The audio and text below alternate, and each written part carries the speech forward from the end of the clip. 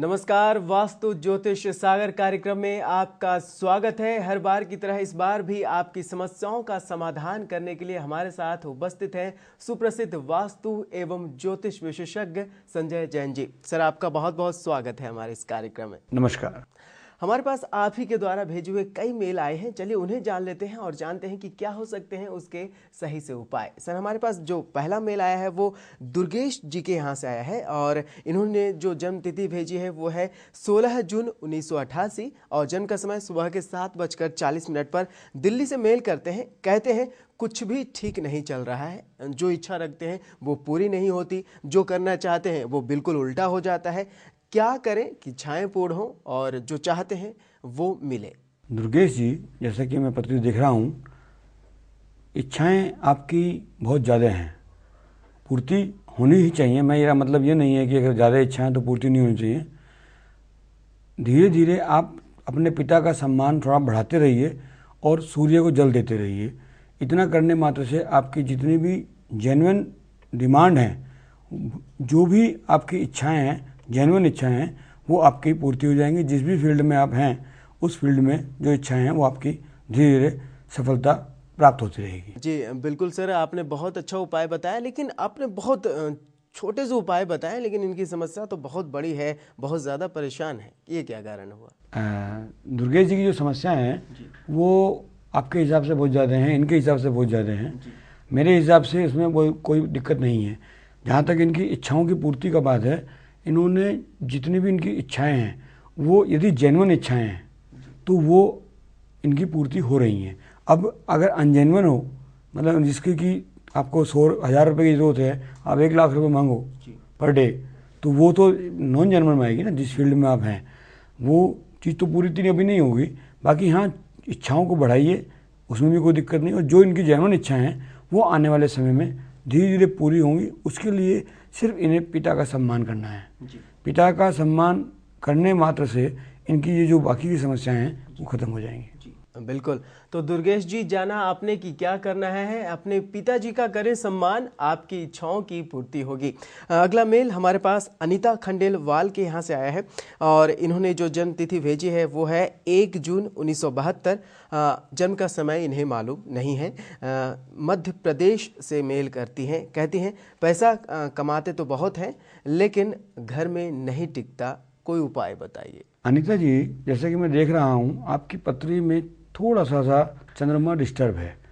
उसका कारण कुछ भी हो सकता है।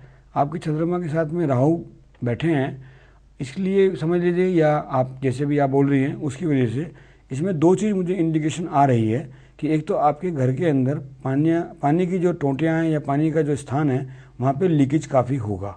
क्योंकि नहीं तो आपने जो कमाई होनी है वो कमाई ठीक है, आपका व्यापार ठीक है, जो भी आप करती हैं या करते हैं वो सब चीज़ ठीक है, बरकत नहीं हो रही है। तो इसके लिए एक तो आपको जो अपने घर में प्लम्बर वगैरह बुला करके कोई टोंटियाँ वगैरह अगर लीक हो रही हो तो वो ठीक करा लीजिए। और सोमवार के दिन एक गोला मंदिर में लगभग 5-7 सोमवार आप कर लीजिए। इससे आपका टाइम में परिवर्तन आ जाएगा और ये आपकी जो समस्या है ये ठीक हो जाएगी। जी बिल्कुल सर, इनकी जो समस्या है कि ये पैसा कमाते हैं और टिकता नहीं है। आपने कहा कि घर की टोटियां जो टपक रही हैं उनसे बदलवा दीजिए, तो पैसे से टोटियों का क्या संबंध है? ऐसा है, इनका चंद्रमा थोड़ा सा वीक है जी। अच्छा, चंद्रमा पानी का कारक है और पानी का वेस्टेज जिस भी घर में होगा, एक ये आम बात भी है, जिस भी घर में पानी का वेस्टेज होगा उस घर में बरकत नहीं होगी। इसको आप छोटे से रूप में एक बात समझ लीजिए कि जैसे पानी में अपने पैसा आया, पानी की तरह बह गया। कहा जाता है ना, पुराने लोग कहते थे कि पैसा तो खूब आता है बाकी पानी की तरह बह जाता है। हम पानी को रोक दें लीकेज से या उसको वेस्ट ज़्यादा ना करें तो इससे वो पैसे में बरकत आएगी। जैसे इनके घर में पानी तो खूब आता है और वो बह जाता है, ऐसे ही पैसा बहुत आता है वो बह जाता है।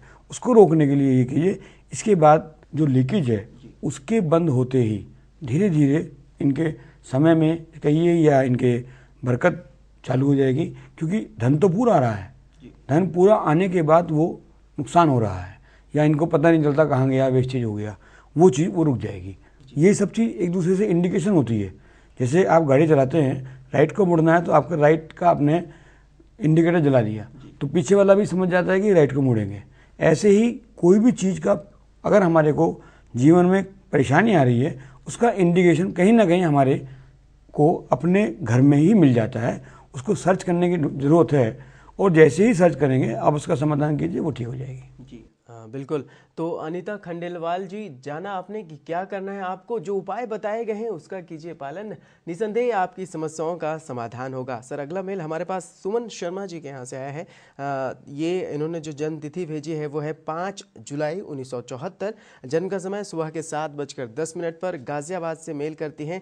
कहती हैं मुझे रात में अजीबो गरीब डर लगता है तथा ऐसे स्वप्न दिखाई देते हैं कि जो सुबह तक याद नहीं रहते, लेकिन रात में बहुत बुरे बुरे स्वप्न देखती हैं। सुमन जी, जैसा कि मैं देख रहा हूँ, इसके लिए आपको एक दो छोटे छोटे से मैं उपाय बतलाऊंगा। बहुत सिंपल से उपाय हैं।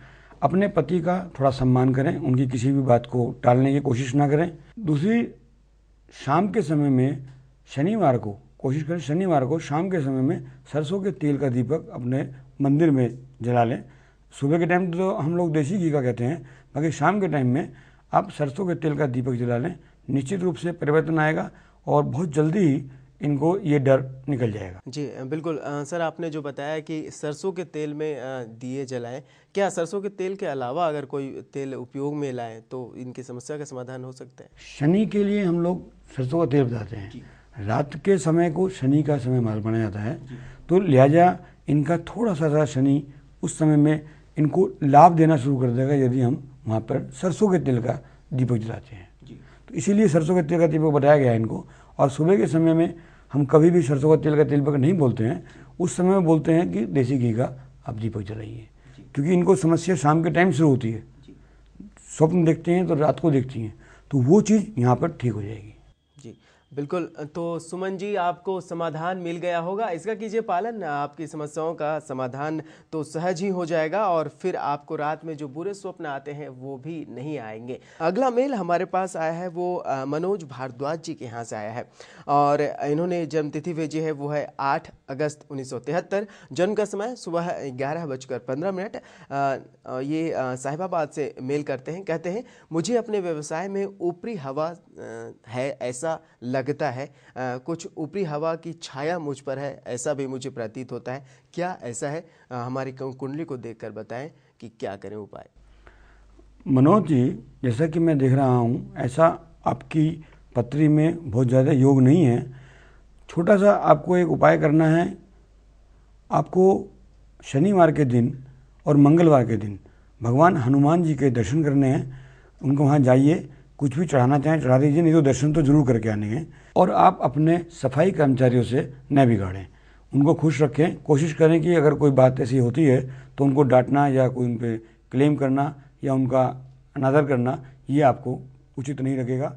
इतना करने मात्र से ही आपको जो ये ऊपरी बाधाओं की महसूस हो रही है प्रॉब्लम, ये सब ठीक हो जाएगी। सर आपने कहा शनिवार को हनुमान भगवान के मंदिर में जाएं और जो उपाय आपने बताया वो आप करें।